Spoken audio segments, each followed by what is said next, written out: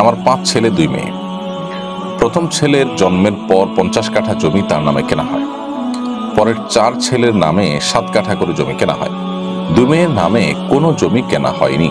এখন আমার স্বামীর অবর্তমানে আমার করণীয় কি? বোন রাশেদা জাহান, আপনার ছেলে একজনের নামে 50 কাঠা আর বাকিদের নামে 7 কাঠা কিনেছে, মেয়েদের নামে কোনো জমি কিনেননি। এটাকে আপনার সমান হারে বন্টন করার উদ্যোগ নিতে হবে। অথবা যাকে 50 কাঠা দিয়েছেন আর যাদেরকে 7 কাঠা দিয়েছেন, এই উভয়টাকে সবার জন্য সমান হারে হয় সেভাবে বন্টন করবেন। যেমন আপনার 5 ছেলে এবং 2 মেয়ে, মোট 7 জন। তাহলে আপনি 4 ছেলেকে যে 7 কাঠা করে দিয়েছেন, 4 7 28 কাঠা হয়, আর 50 তাহলে সর্বসকলে 78 কাঠা হয়। 78 কাঠাকে আপনার 7 ভাগ করে এই 7 সন্তানের মধ্যে আপনার সমান হারে বন্টন করতে হবে জীবদ্দশায়।